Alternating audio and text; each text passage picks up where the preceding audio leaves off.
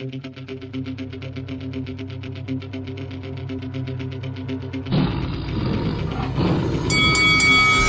this is Carl the Cobra Frutch, and you're watching Lights Out. This is Faisal Khan for Lights Out, proudly sponsored by Spartans Law, and this is podcast 63 of the Lights Out Boxing Podcast. And with me, as always, I'm delighted to be joined by the face of Lights Out, as he likes to call himself. I am Lights Out. You are Lights Out. You made Lights Out, Mr. Yeah. Mohsin. Gulsher, a.k.a. Ron. You all right, mate? Always a pleasure. Yeah. Third podcast in literally A week? a week. Yeah. Well, that's what happens when you get paid on time, isn't it? But anyway, Ron, good to see you as always. Good to be here. Yep, got a few things to discuss today, but before we discuss, just a few reminders to the people out there. If you haven't already, make sure you hit that subscribe button, turn on the bell for future Lights Out notifications. And want to know more about Team Lights Out? Check us out on all the social media platforms. Links are below in the description. And to listen to this week's podcast in any of the audio platforms, again, links are below in the description. And just as any normal Lights Out boxing podcast, we'd like to start off with our quickfire question. And we're hoping the viewers will get involved in this week's quickfire question, because this week's quickfire question is, if you could spar any boxer past or present, who would it be with and why? Ron, floor's all yours, mate. Going to let you go first. I'll tell you one boxer I wouldn't want to spar with. That's Marvin Hagler. Okay. Yeah, I could just imagine him coming out and and seeing someone like a Tommy Hearns and thinking, right, I'm going to go in for a hook straight away. So definitely not him. But I like my boxing. Being a boxing purist, I prefer like my fighters like Lomachenko's and the Pacquiao's. Someone quick. Mm-hmm. I think that would. You could just appreciate boxing, and especially when you're getting punched by someone like that, or from all sorts of angles, all sorts of speeds. So that would be my two picks: Lomachenko or Pacquiao. Lomachenko, Manny Pacquiao. You have good picks. The Wizard and the Legend, the 8-weight division world champion. So, if I had to spar any boxer past or present, obviously the first one that I would like to spar with, just because of how good he is technically wise, I'd go for Shavkat Stevenson. Nice. He's just that type of fighter you could watch and you'd want to learn from as well. Probably kick your ass at the same time whilst doing it, but you just know you'd learn a lot from him. Second one, to have a bit of a dance and a boogie with, would obviously be Tyson Fury. Tyson Fury. Yeah, I was going to put Carl Froch in there, but I've seen his fights. Yeah. I saw what he done to Jermaine Taylor and George Groves, so I'd rather not be on one at the end of Carl Froch's bullets. But yeah, definitely Shavkat Stevenson. And even Tyson Fury, you'd learn something off of. The guy's a skillful fighter, but I definitely would have to go with Shavkat Stevenson. Good picks. I think so. Well, two of the best fighters in the world right now. And obviously you said Marvin Hagler, one of the great boxers. Well, that's one I would want to avoid, even in sparring. I can imagine. And that guy is one, if you give him your best shot, he ain't going down. He's still coming back at you, and you'll just be thinking, fuck, what do I have to do here? Well, Manny Pacquiao could take a punch as well. Could, yeah, but he went down and, tasted the canvas a few times in his career. I don't think he tasted the canvas. I think he ate the canvas. He ate the canvas, yeah. So at least, yes, it was. Yeah. It was a good night, sweet dream for him. Vienna, yeah, as they say. But yeah, okay, well, guys, again, if you can get involved in that question, really, really appreciate your comments. We'll start off by talking about what went down last weekend at the Copper Box Arena. The big heavyweight fight between Joe Joyce and Zhilei Zhang. Did not see it coming, but the man from China walks away with the W, and he takes Joe Joyce's O. From start to finish, I thought it was an emphatic performance from Zhilei Zhang. The southpaw stance, Joe Joyce just could not live with it all night long. And I've got to say, on the night, the better man won. And I think, well, I was watching the fight, and I was watching it with a man actually, and I said, in round 5, they're going to stop this at some point because the eye looks badly damaged. The eye didn't look good. No. And Joe Joyce, something just did not seem right about him on the night. I mean, someone done an interview, and they said something about having a strong chin. Yep. Which they're right, which he does have. But the eye also took an absolute battering on the night. So your chin could hold up for 12 rounds, but your eye... No. That's one part of the body that could fail you. Well, would not fail you, but sort of... I mean, I think the chin is only so good But when you're up against the size of Zhilei Zhang, you know, those power punches, that left hand straight forward, you know, every time was connecting. You know, I mean, it's interesting you mentioned about, you know, him coming unstuck against the southpaw stance. A bit of a stat here for you. You know, the last time he fought someone of southpaw was Lenroy Thomas in 2018. Yeah, 2018. So he just wasn't fighting the right fight. So would you say it's poor matchmaking? I don't know. I don't know how they trained for that. I'm sure they knew that Zhilei Zhang was a southpaw. I mean, in the commentary, they were saying that he needed to move to his left. He was too static. There was a lack of head movement there.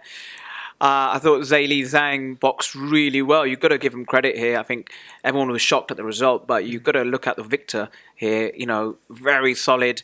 You know, using that right, lead hand to kind of keep that distance from him, and at will, he was landing that kind of straight left, the hooks from the left as well.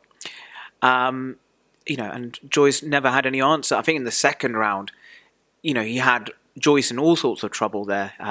We've never seen that. That was in news, something that Joyce has not had in his short career. He's only had 15 fights, and and that eye was closing up really quickly, and he was going for broke in that fifth and sixth round whenever it was stopped. But but I think Joyce, regardless of the result, he still walks away with credit. And the reason why I'm saying that, he didn't have to need to take that fight. I heard Anthony Yard speaking about it. He's like, that matchup didn't make up sense to me. He's like, high risk, low reward. What did he gain out of that? And he lost his O. He lost his O, but credit to him. He's doing what the other heavyweights are not doing. They're not facing each other. At least he's having these tough fights that people want to watch. People think that there could be a chance. I mean, AJ was massively criticised for fighting, Jermaine Franklin, and who wasn't going to beat him, but at least Joyce stepped in there, which he didn't have to with that level of opposition. So, and now we've got another top three contender. Joyce was being spoken up of after Fury and Usyk. What do you make of that?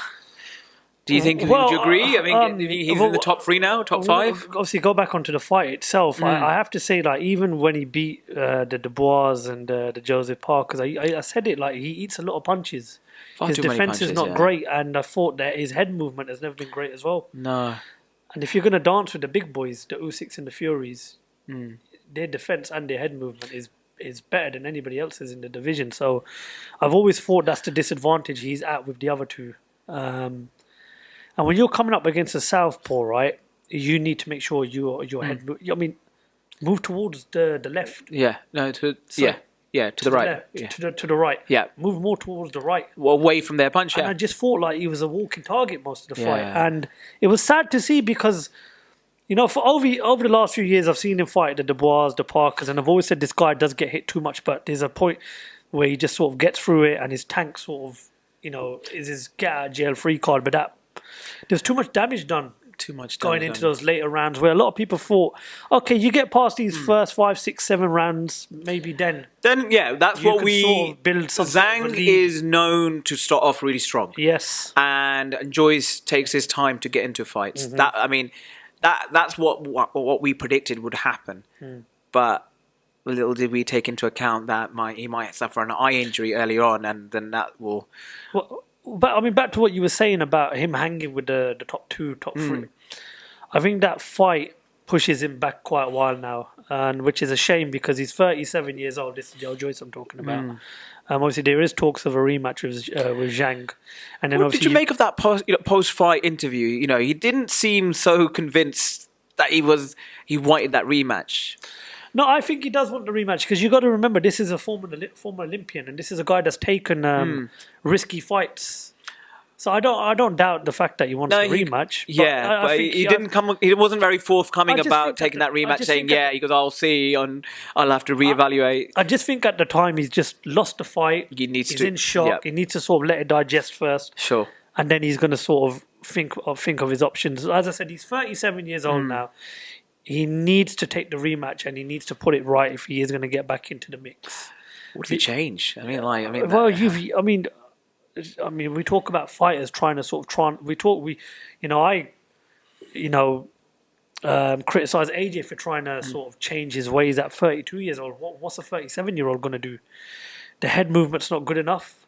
He's very slow.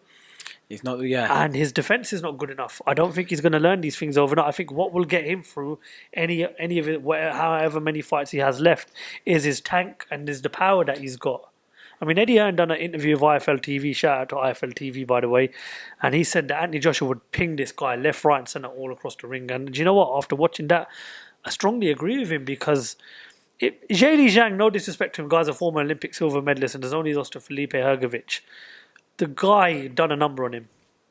So, I mean, I think Ismail Salas and these lot have got a lot of hard work to do if they are going to take the rematch, which they need to, because apart from Dillian White, which I can't see Dillian White fighting Joe Joyce anytime soon, what other fighters out there? He's just lost to Zhang. He's not going to get a world title shot. Well, Dillian was in the crowd. I mean, Dillian White needs a fight. Yeah. Simple as. Of course he's going to be there. I mean, but look, massive shout out to Zhilei Zhang, a phenomenal win for him. Wow. He puts him in the mix, Ron. And the last pod we were talking about China needs a breakout boxer here. Japan's got Inoue. Yeah, I mean, Japan's got Inoue, you're right. And wow, that just makes it a lot more interesting now. Big fight's going to Beijing. He was asking for Fury to come down. Now he's in a position to make those calls. Well, we said in the last one of our podcasts that boxing sort of needs to expand maybe out to places like China. I mean, we look at the crowds that Inoue draws in Japan. Yeah, and it's phenomenal. All right, fine. So does fight start about 4 o'clock in the morning UK time? So what? Same here with the US fights. Exactly. I mean, we just have to. And I've been to China. It's a beautiful country. So give me any reason to go back. But nonetheless, listen, I feel for Joe Joyce. He's a good fighter. I just think this guy's got his number, and I hate to say it, I think in the rematch the same thing will happen. Because the head movement's not good enough, and this southpaw stance is tricky. Yeah. I just thought someone as experienced as Joe Joyce would have kind of worked on that, leading up to training. I don't know what his camp was. It just seemed like he was doing everything that he shouldn't do against a southpaw. I agree. Look, I wish him all the best with his recovery, and I'd love to see him out. I don't want to see that to be the end of him. I don't think it will be wrong. He's given us some good nights. Yeah. The performances against Parker and Dubois. So I think there's something still. He still has a say in this heavyweight division, but it's delayed him by a year at least. Sadly, and there's only 2 undefeated heavyweights left now. They're the guys with all the marbles, and there's the guys that are not fighting each other. Yeah.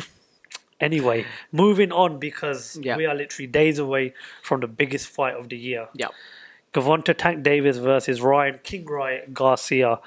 I mean, when have we ever done a podcast in this type of situation where we are literally talking about 2 of the best up-and-coming fighters fighting each other? This is a pure... In their prime, undefeated. Yeah. You just pray nothing goes wrong from now till fight night.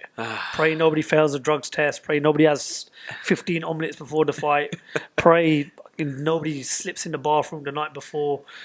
But nonetheless, Ron, we are on the verge of this fight happening. I mean, as I just said to you, when was the last time we've sat in this studio, we've sat online or together and we've spoken about 2 undefeated fighters in their prospect fighting each other? The last time I'm going to go back to a situation like this was 2018, Fury versus Wilder. Yeah, the best I was just thinking that, yeah. Okay, 5 years later, we're getting a fight that everybody is genuinely looking forward to. Even those fans that ain't really hardcore boxing fans are talking about this. And what you're getting here is 2 undefeated fighters that are the future of the sport. Okay? I mean, let's look at it. Tank's 28-0 with 26 knockouts. He's 28 years old. Garcia's 23-0 with 19 knockouts, 24 years old. Something's got to give on Saturday night. I mean, from what you've seen, social media-wise, countdowns on Showtime... I've been watching that. We've been following that. It's been really... What's your thoughts on the build-up? I think they've both been playing a bit of mind games with each other. I think I was watching the first press conference where Gervonta Davis was having a haircut. Listen, you got to have a fresh trim. And he didn't turn up. And he didn't turn up for time. But shout out to my local barber, by the way. Shout out to your local barber as well. You're looking rather dapper today, Ron. Thank you. I mean, Garcia's been asking for this fight. He's been demanding this fight. He's got the cojones on this kid. He's young. He's coming in. But I'm going to make a point. Go The on. last time he was under the spotlight, he was on the canvas against Luke Campbell. We watched that fight together. We did, I remember we you did. It was jumped a- up. Like, I what was on earth is thinking this that happening? couldn't. Yeah, Yeah. but look, he got up. He did. And he got up, and what did he do? He put it on him. He didn't let. He took the fight to him rather than kind of holding out.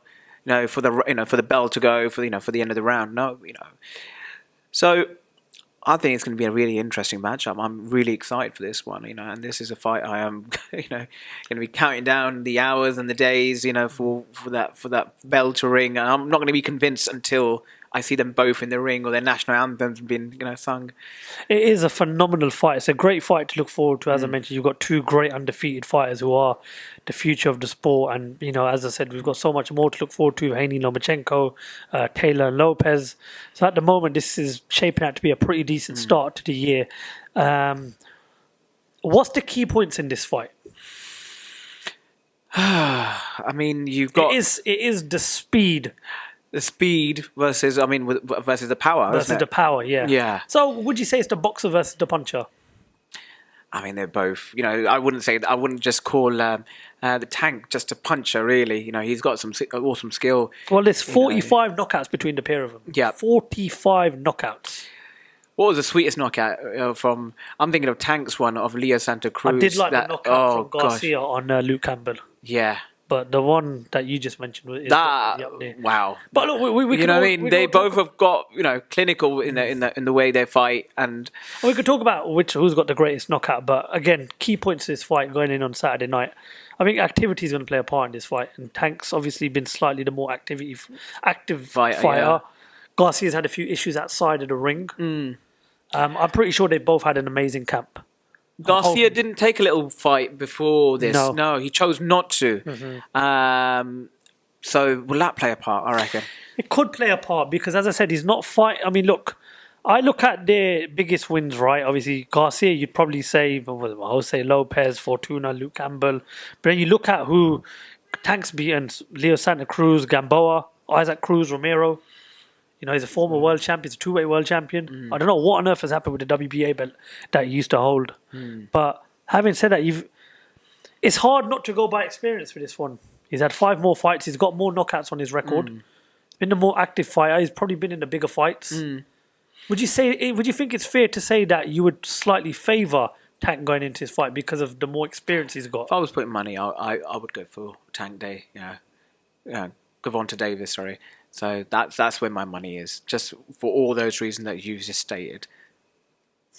Listen, but even prior to the fight being made, I've always said I believe Tank wins if they fight, and that's why I am going to go for Tank, because I just feel he's achieved a lot more. As I said, he's held world title glory before. He's been in these big fights, but the one negative I am going to say about this fight, it's a shame that at 28 years old he's having his first sort of career-defining fight.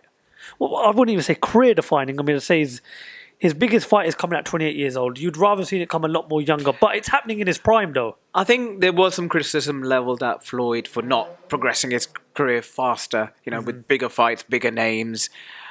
But we are where we are, I mean, it's rather than him being on the wrong side of 30, he's in his prime still. 28, Yeah, I'd agree. So let's not kind of, put too much on that. He's had good, credible wins. The names that you've mentioned. So, and he's fighting there's no excuses here. He's fighting a Garcia who's 24. Unblemished record as well. So I see no problem. A lot of people are talking about the power Garcia possesses. How do you think Tank sort of evades that on Saturday night? And do you think Tank does anything different going into his fight? Or do you think it'll be the same Tank that we're used to seeing? From watching the All Access, he was like, he's been watching the videos. He's a student of the sport basically. Yeah. And it's like hearing him talk about boxing and what he needs to do, and kind of he's always constantly thinking about what that he's mentioned about the hook. He needs to protect against that. Obviously you need to negate your kind of opponent's strengths, and that is one of his strengths. And he needs to negate his speed. I'm sure he's had the right sparring partners to try to mimic that as close as possible. So I'm sure they've got a game plan, him and his team. Yeah. I don't think they do anything different. No. I think we get the same Tank that we used to see, the one who's got that ferocious power. I believe in his last fight, he was behind on points before the knockout win. He's got to start off quick. He has to start off quick against Ryan Garcia because, Garcia is the younger fighter. Okay, it's only 4 years, but the age does play a difference at some points. So if he starts off slow against Ryan Garcia and he's playing catch up, I don't think it ends well for him. I honestly think whoever dominates the earlier rounds wins this fight. And I'm not just talking rounds 1 to 6, rounds 1 to 3 to 4. Because for me, right, will nerves play a part? No, because these are two great athletes. We're used to the limelight. They're used to the limelight. They've been calling for these big 50-50 fights. I just think someone's got to start off quick in this fight. And whoever starts off and wins those few early rounds, I believe will run away with it. I don't know why, right? But I've just got a slight feeling we could get a draw in this fight. Sets up another rematch. Rematch. This is what I wanted to speak to you about. I mean, we're hoping that it is a great fight and it's not a tactical chess match, boring type of fight. Kind of like Mayweather and Pacquiao never lived up to the expectation. I could see Garcia starting off fast, coming out of the traps, just thinking, right, I've got to put a stamp on this, to kind of get him to, give me some respect here. So I can see that happening, Where do you stand on the whole rematch talk? Because I would love to see him do it again, even though we don't know how the first fight's going to pan out. Exactly, yeah. But because the excitement around this first fight, and we don't know what we're going to get throughout the rest of the year. Is Gervonta Davis the A side? Is that he's a former world champion. So no, I'm just saying in terms of the contract and talks. Right, if you're going by no, I'm not even talking about that. I'm just thinking about who's calling the shots. Well, it is Tank versus Garcia. Yes. So that says it all, right? So that says it all. So he's put in a few clauses about rehydration clause. Yes, he has. And, he's kind of called the shots in that regards and certain stipulations that he's put in place. So I'm sure he's kind of put, he's looking after himself there. If let's just say he was to lose, then I'm sure there's going to be a rematch clause. So yes, I think there will be. But only if Gervonta was to lose this fight, then there will be a rematch. That's my prediction. That's my prediction. I think, yeah. It could be an absolute thriller. I think it's like an insurance kind of offer, isn't it? Well, listen, it could be an absolute thriller and we could get another fight. We could even get a third fight. One thing I do want to see from this fight is I don't want it to be a boring fight. I want both these fights to go out there and put it all on the line. Would you like to see the winner of Lomachenko versus Devin Haney? I mean, look, if you look at how this is panning out, right, it's kind of like a little semi-final, final. I mean, it makes perfect sense. But if it's a convincing win for one of the winners, then I would say, do you know what? Go and fight the winner of Haney versus Lomachenko. But if it's such a close fight where either one of them could win it, you'd say, right, do you know what? The world title fight's not going anywhere. Do it again. Yep. And then we could perhaps maybe look at a third fight because these two guys, right, they are setting the benchmark for boxing right now.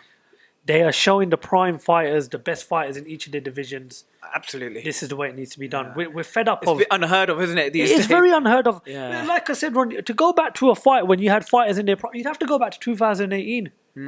When you had Fury fight Wilder in their first fight. And that's too long ago. Just ridiculous, the sport has changed massively since then. Liverpool have won a Premier League in that time. Man United haven't.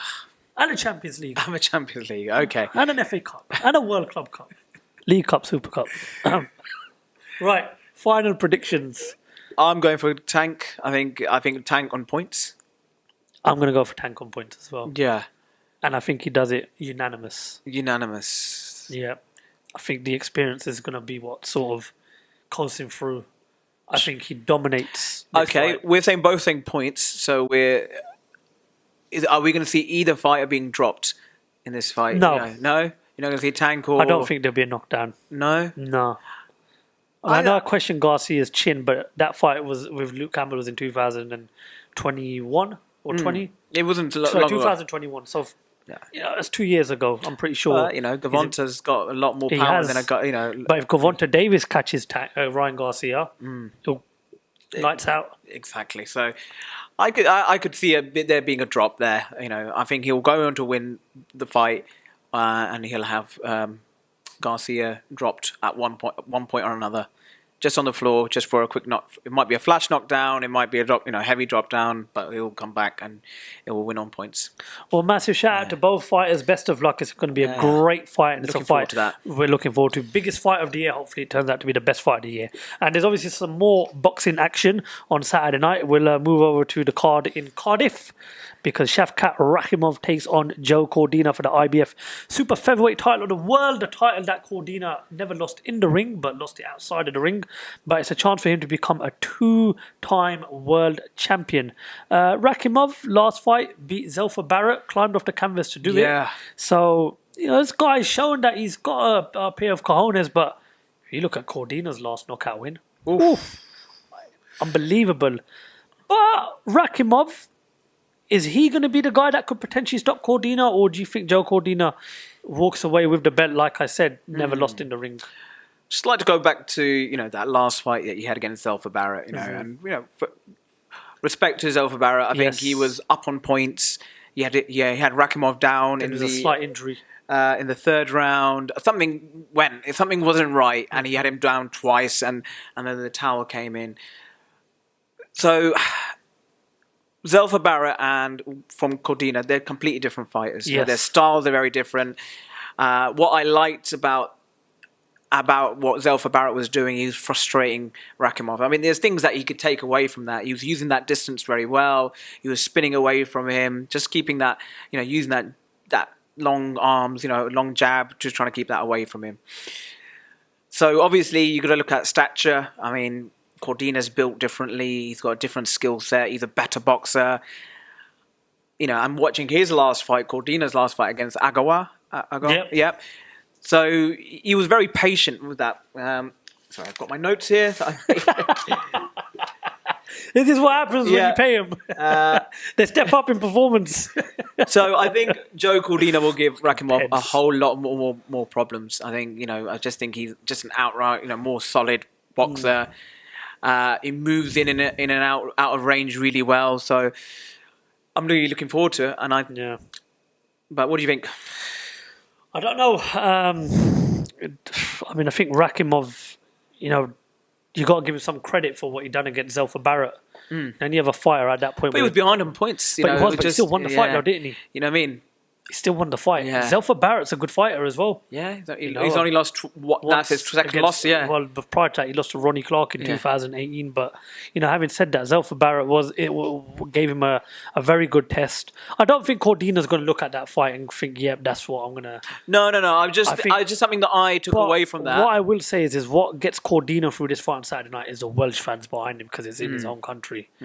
And I've seen Liam Williams fans before. I've seen, we've seen Joe Calzaghe's fans before. And, you remember when... Such a small country, but they get behind their fighters. Yeah, you remember Eubank Jr. last year when he went into the Lions Den to fight Williams. Okay, it wasn't the result that Williams would have wanted, but the hostile atmosphere he went into, those fans will let Rakhimov know he is in the Lions Den. Sure. But having said that, the motivation has also got to be to get back the belt he never lost.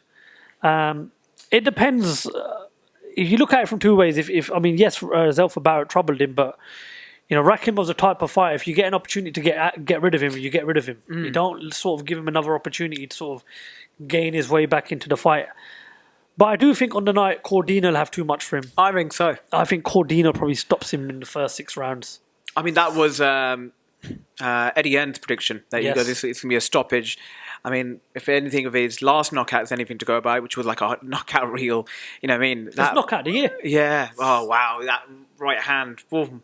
Good night, that was.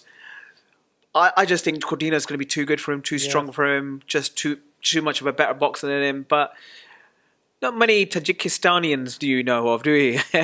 No, you don't, mate. But, you know what I mean? They're made differently, that part of the world, I think. So it's going to be, I reckon he'll go to points. I don't think Rakhimov's best bet is to beat him on points. I think he has to try and knock him out. Yeah.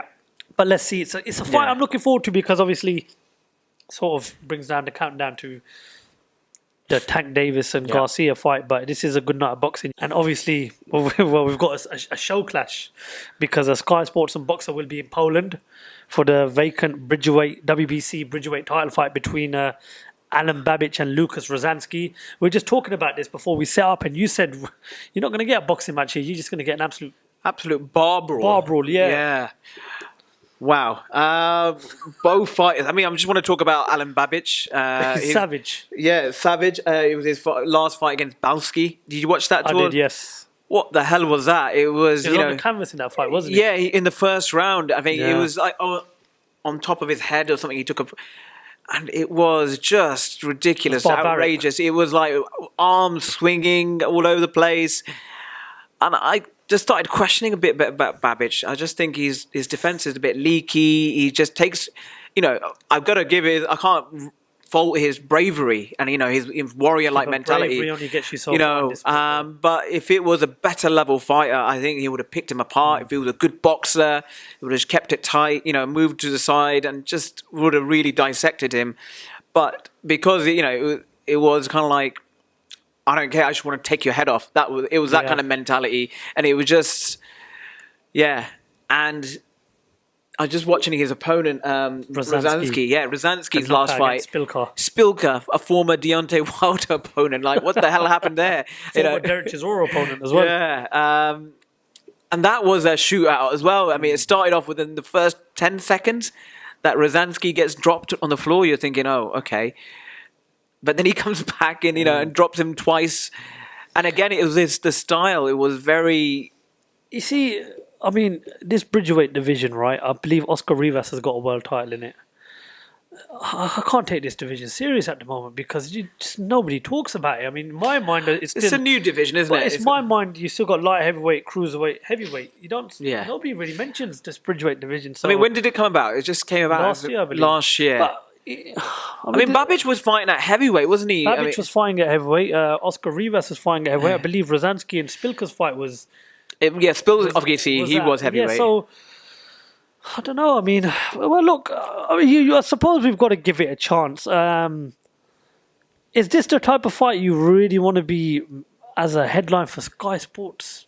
But I think they're trying to obviously build up, Alen Babic. He has a bit of a reputation. I'm not being funny or anything, though, Ron. Right? And listen, I mean, Alen Babic. I've interviewed him a lot of times. Nice guy, heart of a lion. But if you're gonna really push Sky Sports and boxer, you don't make Alen Babic a main event fight. I'm sorry, and I don't care. I'm gonna say as it is. I'm not gonna sugarcoat it. My opinion, you don't make Alen Babic a main event fight. I'm sorry, but it's my opinion anyway. But you think he's like something that's leading up to the main event? Co-chief main event, maybe a second fight before them. Look, he's exciting to watch. Look, the bright side is you got Caroline Dubois on the card as well, which is a good thing to look out for. But is Martin McCauley on the card as well? Not sure about that. I don't know. Yeah, it's a tough one. But look, you would have. I mean, but this is happening in Poland. It is right? happening in Poland. Obviously, yeah. it would make sense why they've got these two. Yeah. I mean, Eastern European fighters. Obviously, we got Rozanski, the Polish fighter. You say it's going to be an all-out shootout. I think so. I think it's going to be an early finish. I've seen things in Babic's performances that I've always said to myself, heart of a lion, but when he comes up against someone who's half decent, he's going to get found out. It's a lot of overhands. It's like a bit like Jared. It's just like, and the engine's there, but sorry, I don't know if the engine's behind the wheel. Yeah, it's like literally just like throwing and hoping one of them catches, and he's thinking. And, he's been successful because he's been against lower opposition. Mm-hmm.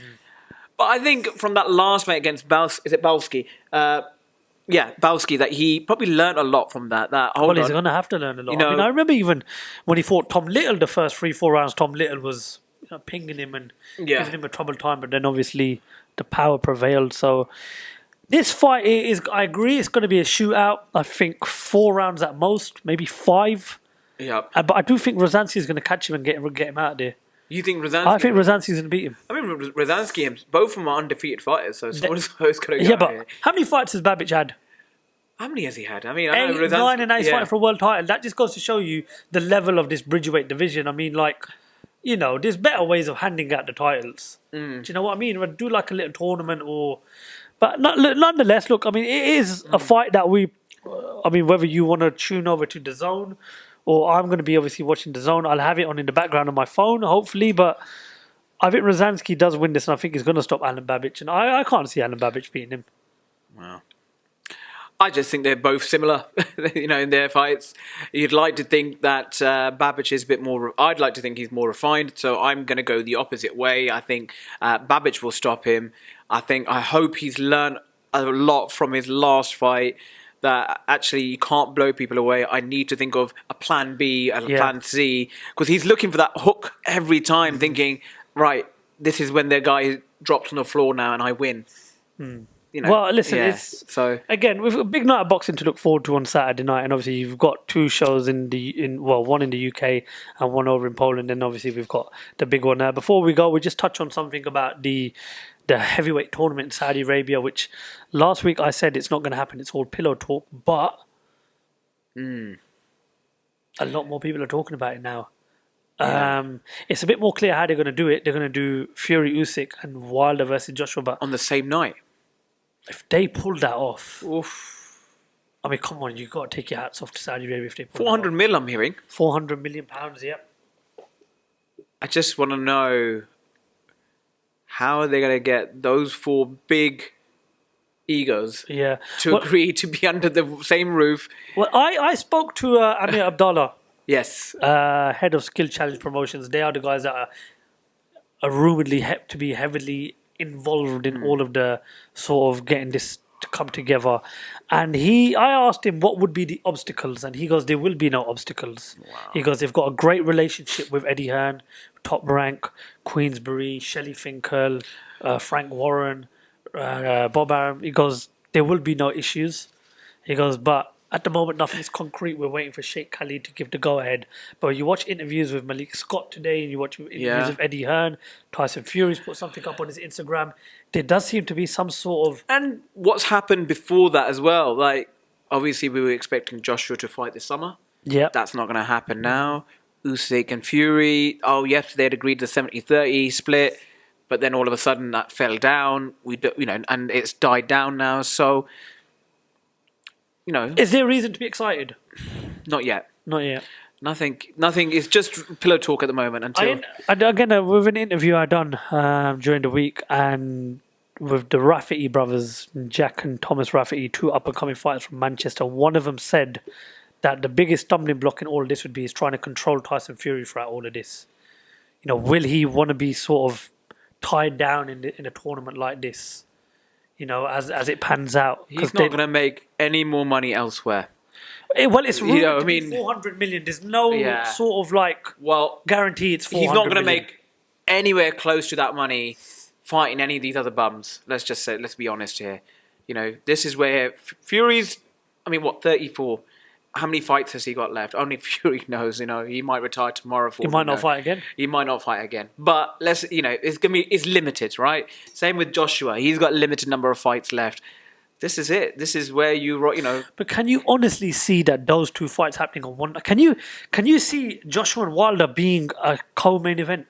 Because that's, for me. That's there. I don't think, unless obviously money talks. But for me, the ideal thinking would be, right. And I'm going to use a wrestling term here. You watch WrestleMania these days. I'll probably get grilled for this in the comment section, but you watch WrestleMania these days. There's night 1 and night 2. Okay, so you got one main event on night 1, one on night 2. Yeah? Yeah. Why not make this a 2-night event in Saudi Arabia? 5 fights each on the undercard. When you think about it, Friday night you're looking forward to Joshua and Wilder, and then after that the night after you got Fury versus Usyk. I think that makes more sense. Yeah, you'd rather. I can't see.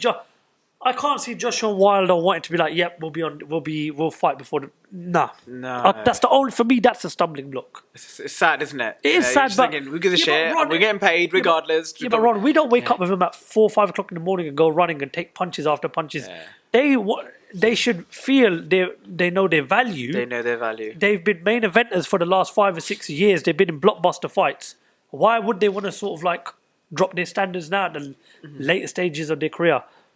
But a lot more people are talking about it. It would make sense. December was the time that Fury would have ideally wanted that fight anyway. So let's watch this space. I hope you're right.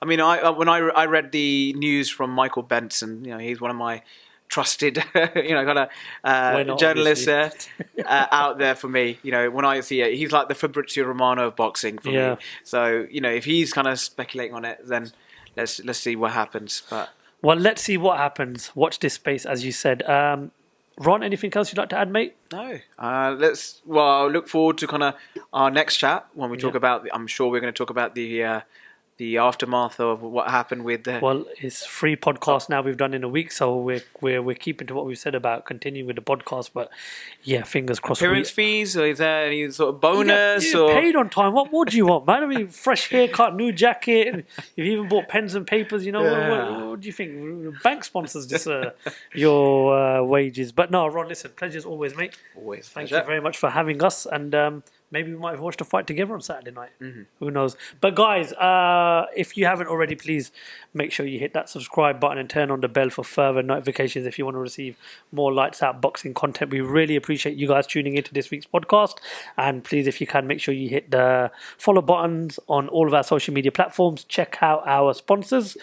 If you want the best legal representation in court, Spartans Law, the best in the business.